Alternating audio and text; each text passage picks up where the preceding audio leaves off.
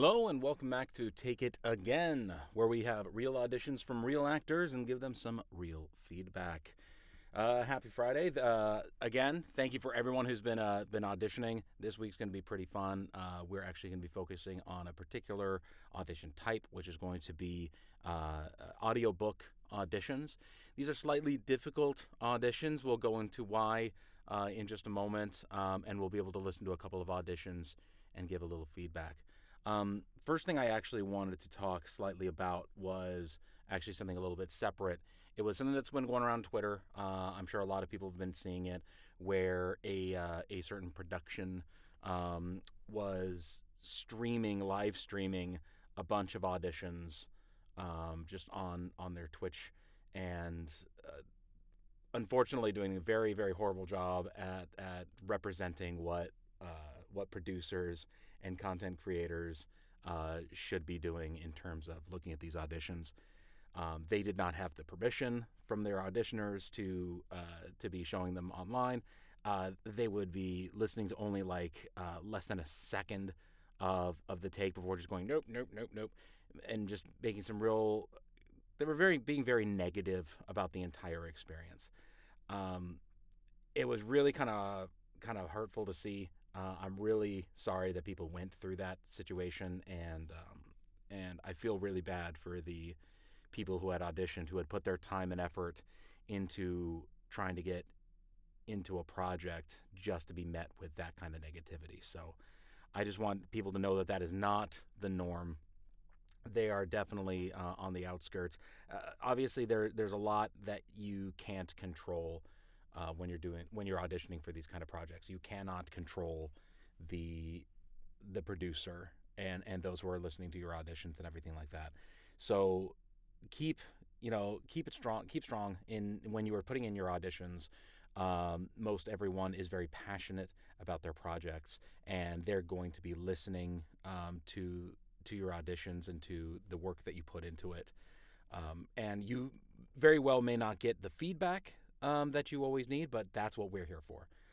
That's the point of this podcast right here, is to be able to at least give some positive feedback, constructive criticism, so that we can all grow as actors.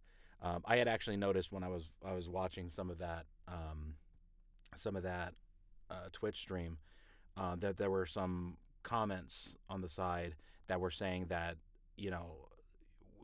we beggars are out here starving for feedback. There were some people that were saying that, please just don't just say no and throw us away. Tell us why. Teach us how to do this, and that at the very least makes me happy for what I'm doing here and what you guys are helping me do, so that I can at least give some of this feedback and help people grow in their careers.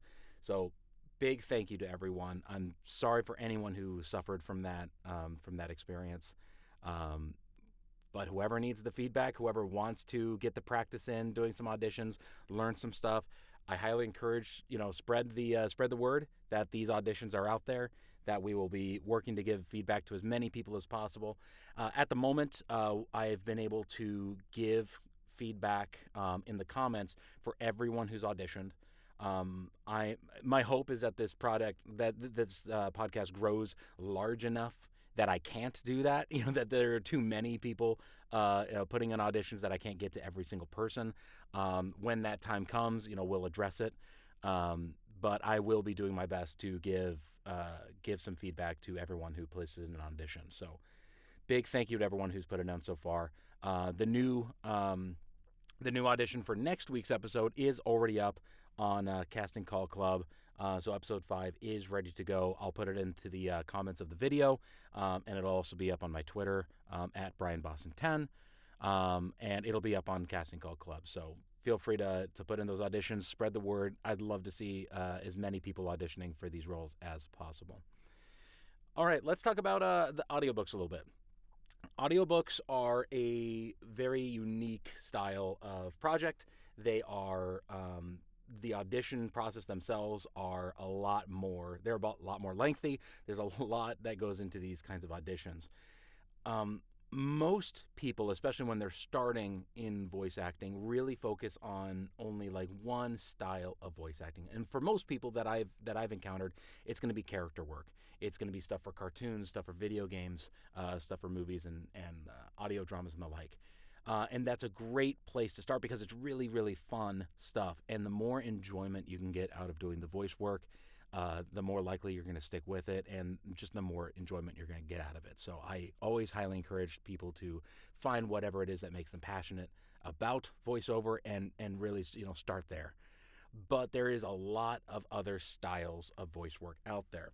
For example, so we got character work, right? You got animations in video games, which are very different from each other, but within that same character realm. You have commercials, so for short salesy calls, talking about the new Jack in the Box, whatever new burger we have. And they'll have stuff that's very announcery, and they'll have stuff that's very soft read and, your guy next door kind of voices for commercials. Then you have promotions and trailers. That's going to be, of course, the famous Don LaFontaine, in a world, anything that comes from, the big screens in the movies, and those are all promos and trailers. That's a whole section all by itself. Very difficult to get into just because it's such a niche field, and there's a couple of people that do that, pretty much do all the work. Still a really fun thing to do. There's dubbing, so specifically people who are working towards not only anime dubbing, but dubbing of any foreign films into English. That's a whole subset there. Live announcing is voice work as well. A lot of people don't consider that, but people who go to sports programs, people that go to even like political situations where there's people who are live, giving live feedback, live announcements, that is all also voice work. And then you also have, again, very niche ones of voice doubling. For people when you can't get Arnold Schwarzenegger to do a video game because it just doesn't pay enough money. There are people who focus on sounding not like an Arnold Schwarzenegger character, but sound exactly like him, so that they can, put him into as a character into different video games and such. I believe that they actually use a voice double, for example, in Mortal Kombat games when they have Arnold Schwarzenegger come in. If they can't get the real actors, they do have voice doubles that'll come in to do these lines. There are also voice doubles, believe it or not, in when you watch regular movies. And let's say you had Jack Nicholson doing a whole part of this movie, and during the post-production, there's a line that either they want to change, or maybe there was a technical glitch and they don't have that line anymore, or for any reason they need to redo a line. It would be so expensive to try to get the actor, Jack Nicholson or whoever it is, to just come in and do a day. They're going to charge you exorbitant fees to do a day of work, even if it's just for a couple of minutes. So you'll have someone who can voice double as that actor, who's going to be much, much cheaper and much more flexible in their time to come in and do the lines. So that's, again, another style of voice work. So today when you get into audiobooks, you're looking into narration.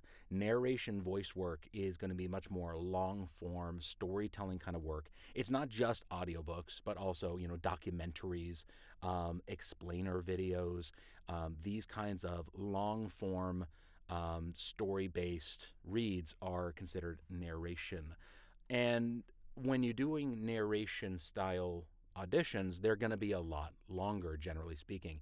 You're not going to have just, one or two lines. You're going to have a couple paragraphs to be able to read. And depending on what kind of narration it is going to determine what the producer is going to be looking for in the read. In many cases, it's going to be listening for a style. It's going to be listening for pacing. Pacing was actually a real big thing that I noticed in the auditions we're going to be listening to. And when it comes to audiobooks, because we're going to be playing different characters, there's a lot of importance in being able to differentiate the characters, while in many cases not coming off as being too cartoony. In an audiobook, you're not looking for someone who can go all crazy and do some crazy voices, because that's going to take people right out of the story. You want to keep their attention. And audiobooks are great because you only, generally speaking, have one narrator through the whole time. There are situations where people will get certain actors to play certain roles in an audiobook. They're a little bit more rare in my experience. but usually it's one reader, whether man, woman, young or old, and they're going to play all characters, whether they're men, women, young or old, whatever it is.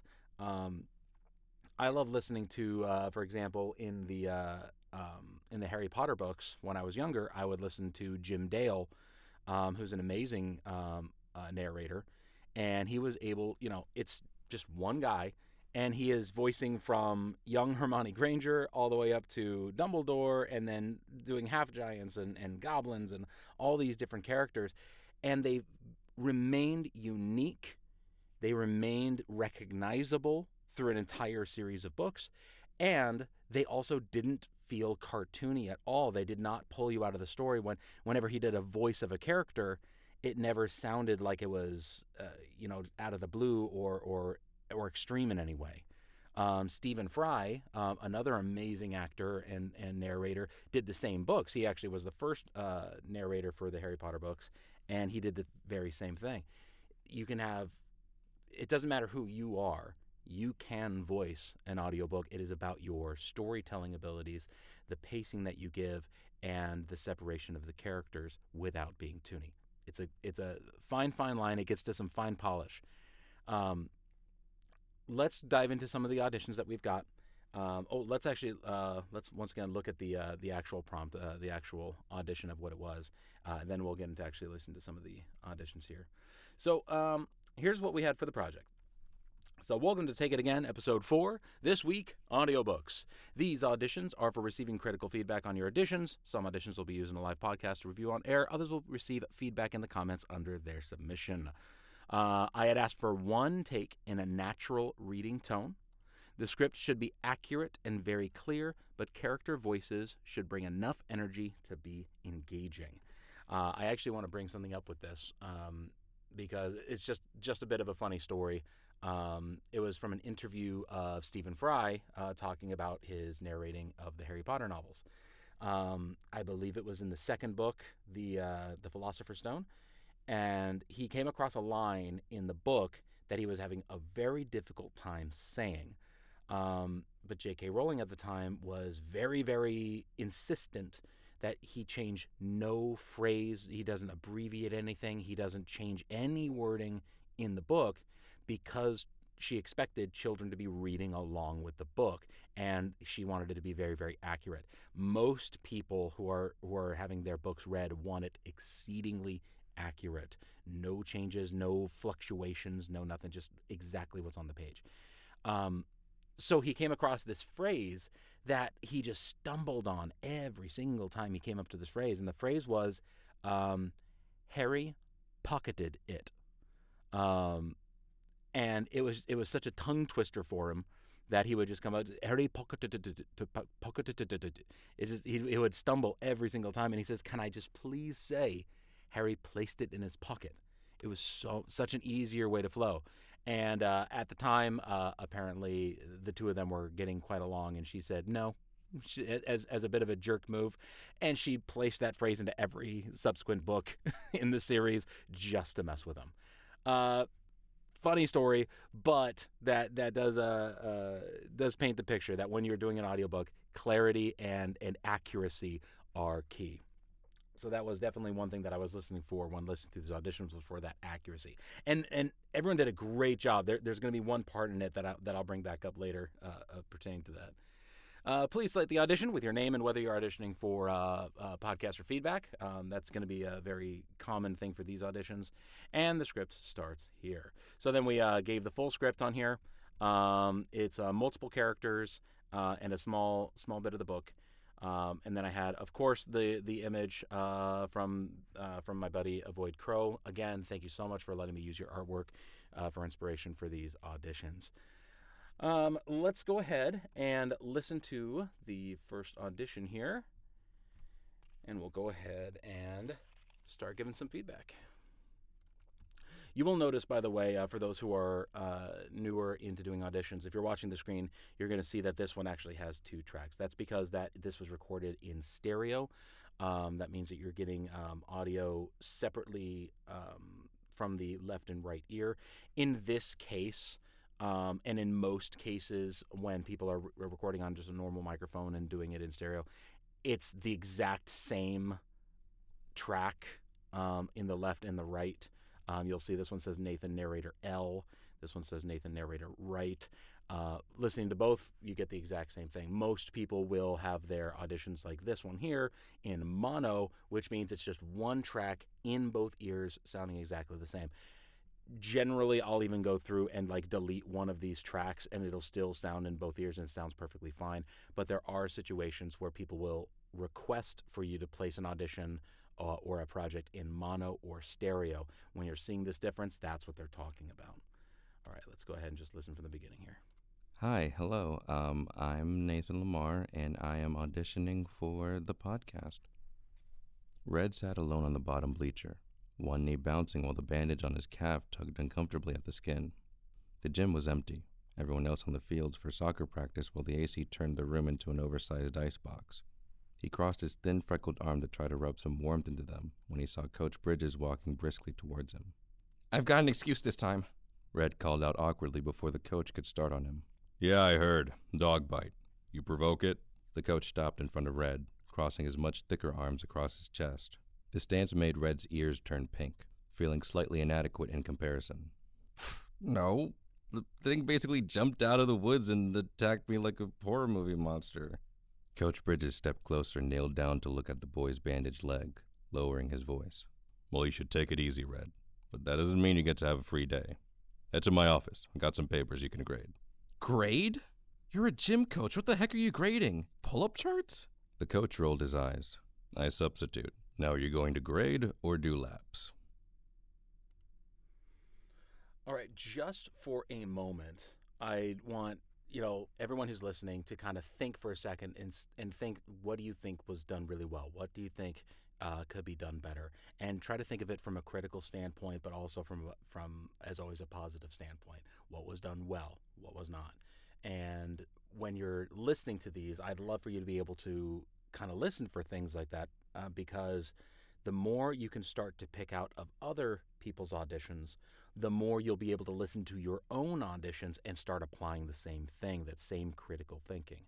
So as we're going through these, kind of keep that in mind. Try to think before I'm coming in and saying anything, what do you think I'm going to say? What do you think can be done better? What do you think was done very well? So Nathan, first of all, I think you did a great job, first of all. You have a great voice for narration. It's in a really great register. Joy to listen to. I do think there's a couple of things that you could do to improve the read. First and foremost, I would say is going to be the timing. I think everything kind of felt you read in a good pace, so it was like you were walking at a steady pace, but you didn't allow any kind of space between the phrases, between the character dialogue and everything before jumping into the next line. And I think that was an editing thing. When we're doing auditions, it's very normal to edit things because someone's sitting here and they're going to listen to this. We want a real nice short, sweet clip. We don't want them to be listening to a bunch of silence because that's going to be annoying, so we trim them really short. But in an audiobook and in narration reads like this, the silence within the read is just as powerful as the speech itself. So when we take a look at the, let me just take a look for a second. Oh, did I already? Oh, I closed. There we go. Just going to pull up this first line. So I'm looking at this first paragraph right here. Red sat alone on the bottom bleacher, one knee bouncing while the bandage on his calf tugged uncomfortably at the skin. The gym was empty. Everyone else on the fields for soccer practice. Those little pauses at the commas, those pauses between the sentences, those little breaths, those kinds of things over time, first of all, will actually make your read a little bit longer, which for an audiobook, in many cases, you're paid by the finished hour. Hey, listen, if I slow down my reading and I make it a better performance, and I squeeze an extra half hour out of a performance, that's more money in my pocket. But adding those pauses allows the listener to to kind of process what's being said. It keeps them in this kind of imaginary space so that they're kind of comfortably following the story, not feeling like they're rushing along. Some people listen to their books at double speed, triple speed. They just want to get the story in as quickly as possible. Let them mess with their own speed. For the base, for what we're auditioning for, we want to make sure that we're doing it at a real comfortable speed, and that we are that we're allowing those pauses to influence the story in a positive way. So yeah, I would kind of work on that little bit of editing, work on having those little spaces in there. I also felt that and this was another thing that I noticed on a lot of auditions, the narrator themselves, that voice was a little plain, a little flat. Let's just listen to the little bit of the beginning here again and see if you hear what I mean. Go back to... Hi, hello. I'm Nathan Lamar, and I am auditioning for the podcast. Red sat alone on the bottom bleacher, one knee bouncing while the bandage on his calf tugged uncomfortably at the skin. The gym was empty. Everyone else on the fields for soccer practice it kind of feels you're all in one kind of tone, and this is just going to be how I'm going to be talking, and I'm just going to keep it right in this kind of level, and we're not going to really flex very much from there. It's a very comfortable area to read, and it's nice to listen to, but especially for a book that is hours long, and someone might sit down for hours and listen to this story, that tone is going to get very, very boring. So imagine the narrator is a character themselves. It's not going to be the main character, but guess what? It's going to be the character you hear the most. So make it something comfortable, but make it something interesting to listen to. Give it some flavor. Give it some, some peaks and valleys and some emotion while you're reading, because it's going to be the number one thing they're going to be hearing. So, and I heard that in a lot of people. People, when they're reading, the narrator, I hear a lot more flat. Then they add the character when it's dialogue. It was very much a common thing. I disagree with that. I'd say the narrator needs to be a character. Give them a little bit more life during the read, and then make sure that the characters also pop out. So again, it's going to be a little fine line there. There were some points, I think, where some of the words were kind of mumbled in together. Again, I think it was mostly of an editing thing. I think you acted the characters very well. I do think that your coach voice may have been a little bit too close to the narrator's voice, and that's going to be something to pay attention to, at least when you're really doing a project. If you knew that the coach, for example, was going to be a main character, someone who you're going to read a lot, then you're not going to want them to be sounding very much like the narrator, because you might get them mixed up throughout the story. You're going to want to get them a little bit something extra to separate them from your narrator's voice. Overall, it was a very strong read. Quite liked it. I would just say those couple of things. So the timing, adding those little pauses, more character in the narrator, and possibly a little adjustment to the coach's voice, just to separate it slightly from your narrator's voice. This next one is going to be from Kyle. Let's go ahead and just listen to him, see what we're working with. Kyle Donnellan, auditioning for podcast and feedback. Red sat alone on the bottom bleacher, one knee bouncing while the bandage on his calf tugged uncomfortably at the skin. Right away, you're hearing some of the differences here, where Kyle is giving the narrator a little bit more flavor, and has a really good storytelling pace. So the narrator themselves are sounding really good. There's also a lot of good, slow kind of pauses in here. The recording is going to be a little bit longer because, you're taking a little bit more time. But as someone who has the ability to listen to this at 2 times speed, 3 times speed, I'm not worried about them speaking slow. If I think it's too slow, I can speed it up later as the listener. As someone who's auditioning for this, as someone who is hiring someone for this, I want them to sound their best at this natural speed, and I need it to sound very, very controlled, very comfortable, and I think Kyle's doing an amazing job at that. So I just wanted to stop and point that out. The gym was empty. Everyone else on the fields for soccer practice, while the AC turned the room into an oversized icebox. He crossed two quick things on there. And they're such small things, but when someone like Kyle gives me an audition, sometimes they come in very, very strong performances, and I have to get very, very nitpicky with the critique, because there's like I want to be able to give you some good critique so you can make a better performance later on. But sometimes you make it hard, and that is good. Applause to you on that. I know there were two little things I wanted to listen for. Where do they go? One of them was when you said when you were talking about the AC making it into an icebox. There was an awkward breath in there. When you have a lot to read for these audiobooks, you want to be very, very careful with where these breaths come in and make sure they do sound natural and they're in natural spots of the dialogue. It's going to be very common when I've done a couple of audiobooks myself, and when you get to a phrase, listening back, you realize you took a breath because it was just natural. You needed it at the time.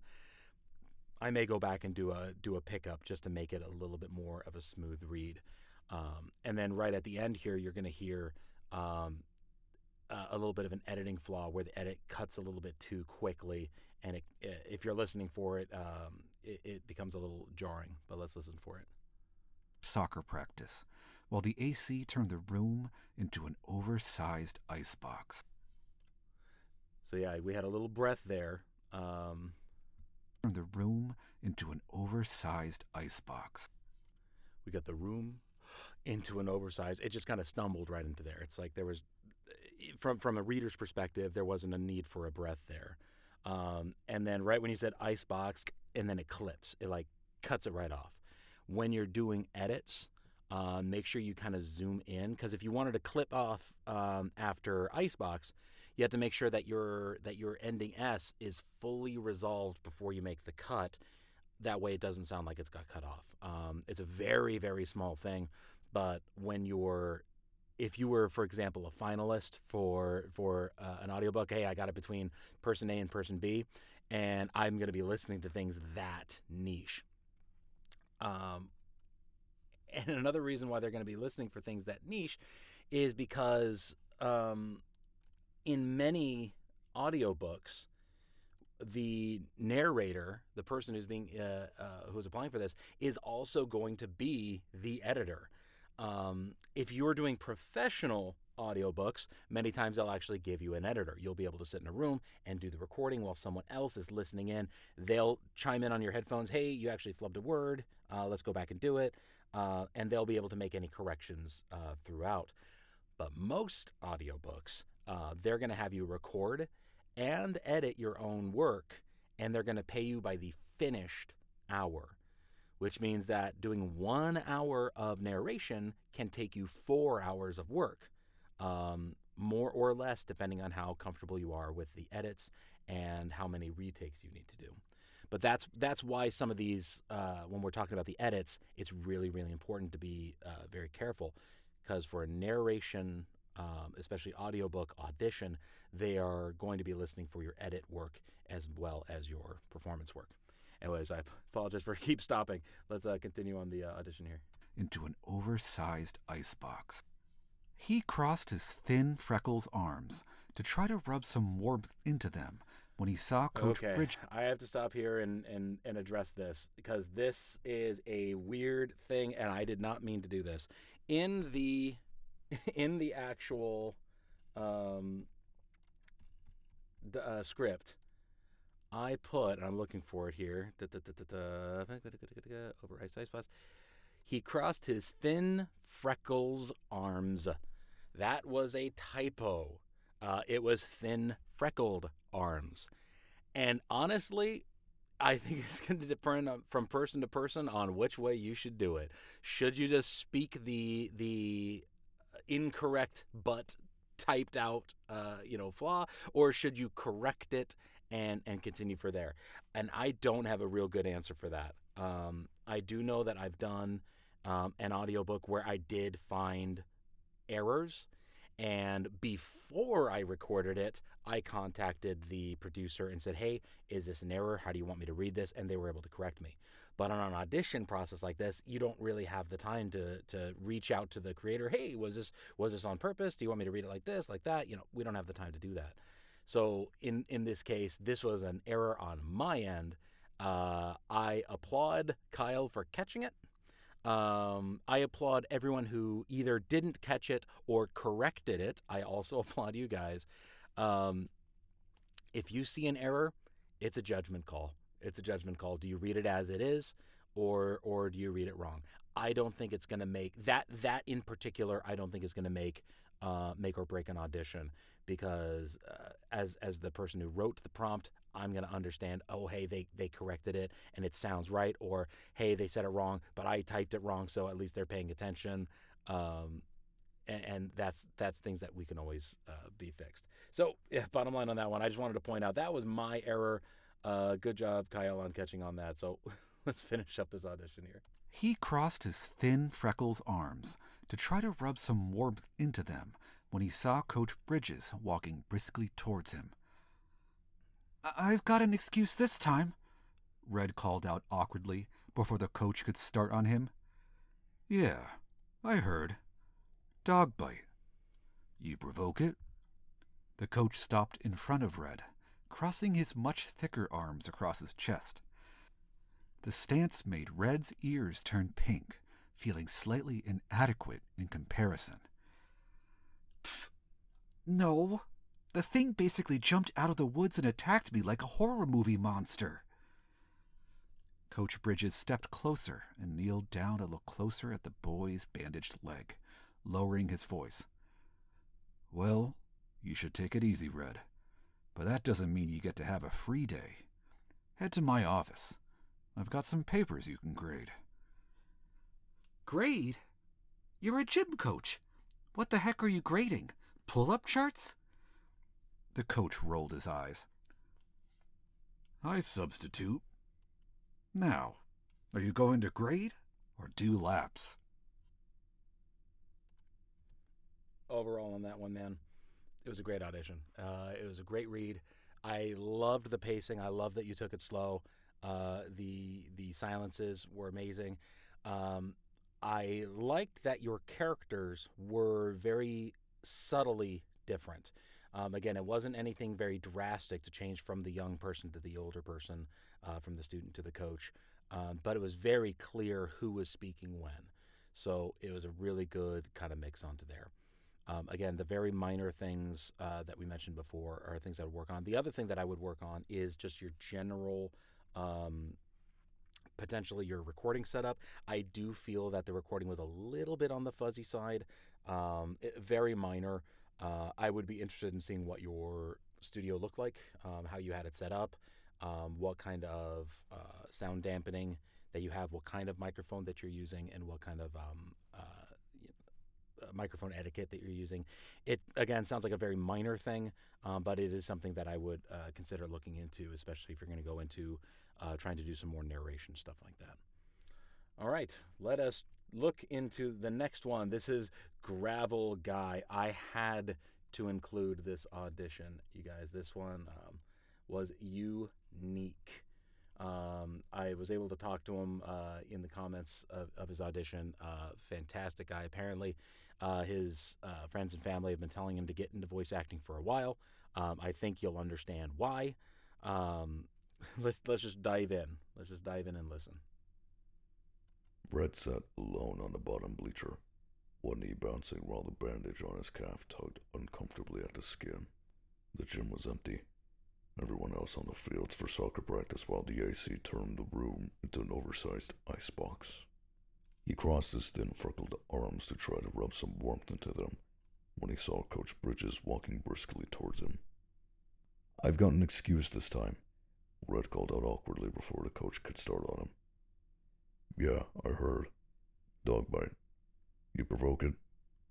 The coach stopped in front of Red, crossing his much thicker arms across his chest. The stance made Red's ears turn pink, feeling slightly inadequate in comparison. "Pfft, no. The thing basically jumped out of the woods and attacked me like a horror movie monster." Coach Bridges stepped closer and kneeled down to take a look at the boy's bandaged leg, lowering his voice. "Well, you should take it easy, Red, but that doesn't mean you get to have a free day. Head to my office. I've got some papers you can grade." "Grade? You're a gym coach. What the heck are you grading? Pull up charts? The coach rolled his eyes. I substitute. Now, are you going to grade or do laps? Seriously, what the heck? This, the name Gravel Guy works. Your voice is so deep, and so naturally deep. It is awesome. However, it makes it really difficult for something in a narration standpoint to understand, and that's not due to just due to your clarity, because I feel like your words are being very clear. You're speaking them very clear, but in the pitch range that you speak, these words are going to naturally come across a lot more muddied. So if you wanted to get into something that's doing a narration style, storytelling style, it's going to be a lot more work than most other people are going to have to put into it. I can say a line and it comes off really clear. I try to speak it really low, and all of a sudden I have to work a lot harder to try to make sure it's understandable. A lot more mouth movement just to get the same clarity when I drop the voice. And for you, it's naturally down there, so it's not like an active decision to be so low. I would say, the first thing when I was listening to this was just wow. But the other thing I was starting to think of is, well, if you wanted narration, if you wanted audiobooks, then you're going to have to work really hard. However, if you looked for, there is a place for that voice, and it may not be in narration. Do narration if you love it. I'm never going to diss you for trying that. But oh my gosh, if you got the right truck commercial, right? If you got the right, the Samuel Elliott kind of roles, or the James Earl Jones kind of roles, you can do great villains and great powerful figures as character roles. There's a lot you can do. What I would recommend focusing on is going to be your emotional range, because you've got the voice. Now let's see how well you can act with it. It's like having a giant hammer, a huge tool that is just, it's amazing, it's powerful, look at what I can do. But if you can't wield it, then it's pretty much going to be useless. You're not useless, I'm not saying that. But what I'm saying is that the more you are able to wield your tool, the more value you're going to get from it. So I would love to see you be able to talk with, just dripping with disdain and anger. And then I would love to hear a read filled with just pride and wisdom. And then hear another one where you are, whispering a story to your son, versus another where you were calling out to motivate your armies. See how many situations you can put your voice into, and see where you can flex the acting muscles within the voice, because the voice itself is epic. Let's see. There was the other when coming back to the narration on all this. I did feel that there was not enough difference in the characters versus the narrator. I understand you had read the prompt and saw the natural read, and it sounds like, I want the kind of just one long voice. In this case, I definitely wanted to hear some difference between the student and the teacher, so that would definitely be something to do. But that also kind of brought something to mind, which is it may be very difficult for certain people in certain voice ranges to differentiate. If you can't differentiate very widely with your pitch and have, this is a really high talking character, this is a very low talking character, especially after you get so many characters, just going high and low is not going to be enough to differentiate them. So what you can do, and what you should start trying to do for these different characters, is give them different vocal qualities. That's going to be someone who, talks really with a real staccato or little stutters, and, give them a little bit of a character there. Or someone who talks a little raspier when they speak, versus someone who speaks a little bit clearer, versus someone who speaks a little bit louder. With the same kind of voice, the same kind of timbre, you can start to add different qualities. as long as they're consistent and you can also act a range of emotion with each one, you can really just kind of mess with the volume and the qualities of the voice in order to differentiate characters. Someone like me, and especially someone like Gravel Guy, it'd be very difficult to play, to do a book that has like a young girl being one of the characters. It's like, we can't always just, oh, I'm going to go up in my voice and say, hello, I'm Susie. No, it doesn't work like that. It would pull too much, it would distract too much from the story. So if I'm voicing a young girl, I would probably soften the voice and I would give it a little bit of a heightenedness, but everyone knows who I am. Everyone knows the narrator. So speaking as a little bit higher and a little bit of a softer voice still differentiates the character, and I paint a picture for everyone of, when you hear this voice, this is the character that you see. So yeah, bottom line on that one is, for difference of characters, you can go for pitch, but you can also go for voice qualities on that one. Gravel Guy, thanks for letting me use your audition. It sounded awesome, and I would love to hear more from you in the future. Let us go back. This is going to be my last one. I only want to listen to 4. These are slightly longer auditions, so I didn't want to listen to as many. This is going to be Emily. I spelled your name wrong. I apologize. Let's go ahead and listen, because I wanted to also, very particularly, I think, Emily, you might have been the only... No, I had a couple girls that auditioned for this one, because all the characters are male in this particular story, but I definitely want to get across that anyone can be the narrator of a full story. It doesn't matter your age, your gender, your voice type. As long as you can be clear, you can read and put emotion into the story. That's what's going to make you a good narrator for any book. So let's go ahead and listen to Emily's audition. My name is Emily, and I am auditioning for the podcast feedback. Red sat alone on the bottom bleacher, one knee bouncing while the bandage on his calf tugged uncomfortably at the skin. The gym was empty.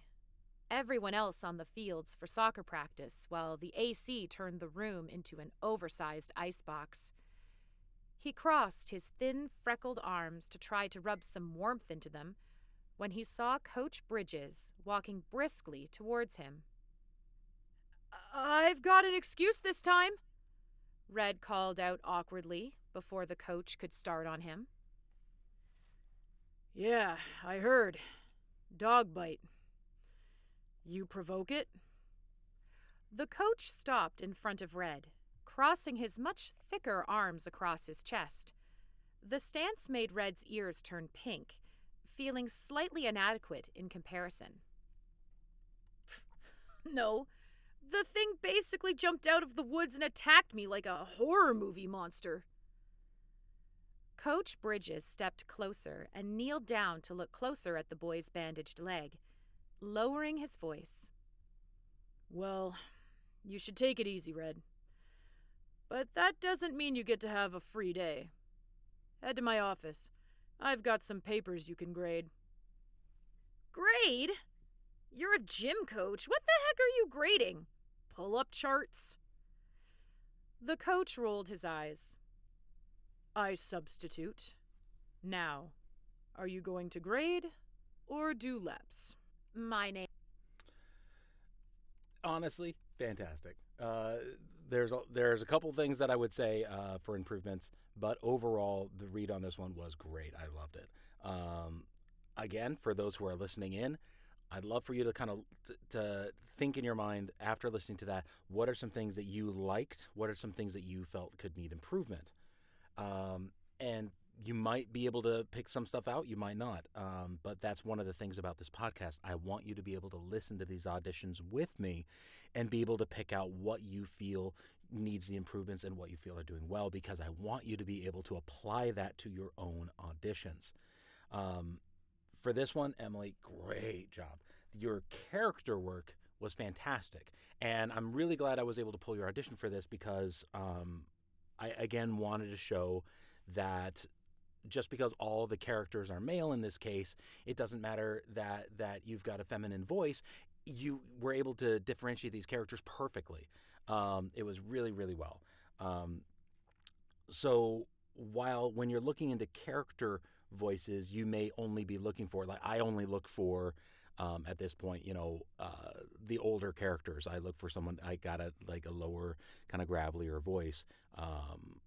Yeah, I don't look for the teen characters anymore. No, it's something I would love to be able to voice. The younger characters. I think they get some of the cooler parts, but I end up getting all my roles are father figures and the old bartenders and things of that sort. Know your roles, but with an audiobook especially, those roles don't exist. As the narrator, you can be anyone, and as the storyteller, you can create anything, and it's fantastic. The biggest critiques I would give two. One is very practical, and one's more on the acting side. From the practical side, turn up your gain. You can, if we're looking once again, and I know I've shown you this stuff before, you look at your wavelengths here and you see kind of how small they are in comparison that if I were going over to Kyle's here. Kyle had a very decent amount of gain. And it came across as a very clean recording. For these last couple, I had to turn up the volume just so we were, hearing it a little bit better. But the more we're turning up the volume, the more you're also turning up anything you don't want to hear. And once again, because in an audiobook situation, you're very likely being hired as your voice and for your editing skills, this is going to be something that you really want to pay attention to. Make sure you're getting as clean and as full of a recording as you possibly can. So that would be on the practical side. Turn up your gain a little bit. The quality of the recording was great. It was just a little on the soft side.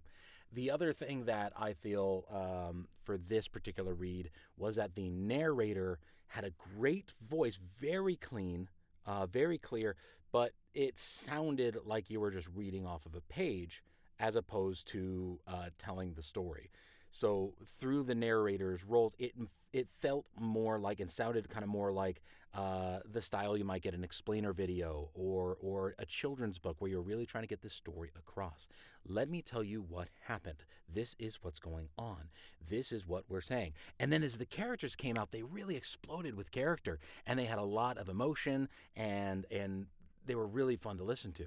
So take a little bit of that character from those from the actual characters themselves and apply it into the narrator's role, just to make that part sound a little bit more interesting and keep the listener really engaged throughout the entire story. I think your pacing was fantastic. Your use of breaks and silences was wonderful. Your characters were beautifully done.